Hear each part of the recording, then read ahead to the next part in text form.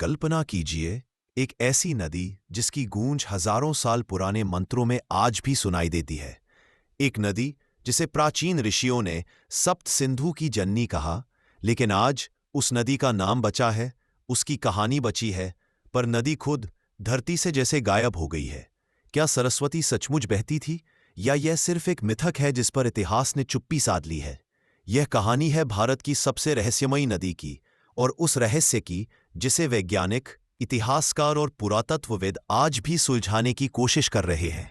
ऋग्वेद के मंत्र बताते हैं, पर्वतों से निकलकर विशाल स्वरूप में बहती सरस्वती अंत में समुद्र में मिलती है। पर सवाल यह है, यह नदी आखिर गई कहाँ? 1970 के दशक में भारत और नासा के उपग्रहों ने थार के रेगिस्तान के नीचे एक विशाल सूखी नदी की धारा खोज निकाली। घग्गर हकरा चैनल, एक ऐसी नदी की चौड़ी पट्टी जो किसी समय समुद्र जैसी भव्य थी। रेगिस्तान के बीच मिली यह लकीर इतिहास के सबसे बड़े सवाल की ओर इशारा कर रही थी। क्या यही सरस्वती का रास्ता था? इसके बाद वैज्ञानिकों ने राजस्थान, हरियाणा और उत्तरी गुजरात में उत्खनन शुरू किया, और वहां जो मिला उसने इतिहास की परतें हिला दी। कढ़ाई, सोने के मनके, धातु के औजार, जली हुई ईंटें, मापतौल के सटीक पत्थर। सैकड़ों प्राचीन शहर जो किसी एक महान नदी के सहारे फले फूले थे। क्या ये सब सरस्वती के किनारे बसे नगर थे? क्या ये वही सभ्यता थी जो सूखती नदी के साथ मिट गई? इसके बाद भूगर्भीय जांच हुई।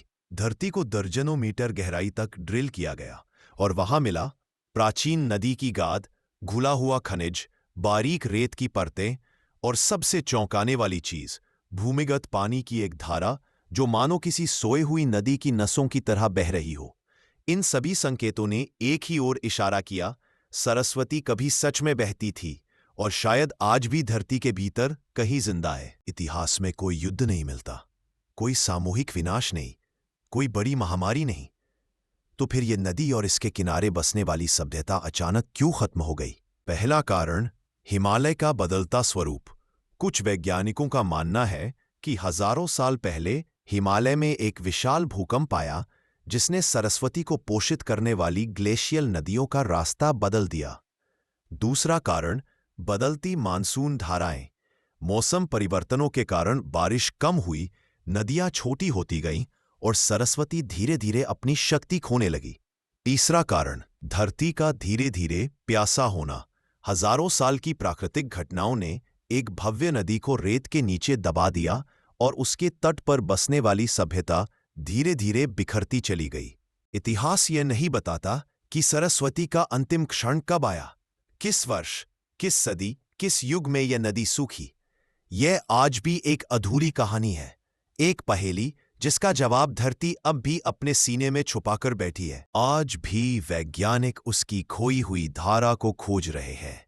रेगिस्तान में, खेतों के नीचे, पहाड़ों की जड़ों में, और धरती की गहराई में। हर शोध एक नई उम्मीद जगाता है। क्या सरस्वती कभी फिर सतह पर आएगी? क्या यह नदी सिर्फ बीते समय की याद है, या फिर भविष्य की संभावना? सरस्वती हमें यह सिखाती है कि कुछ चीजें समय से नहीं मिटती, वे बस एक दिन दोबारा खोजे जाने का इंतजार करती हैं। शायद एक दिन धरती का सीना फिर फटेगा, और खोई हुई सरस्वती फिर से दुनिया के सामने बह निकलेगी।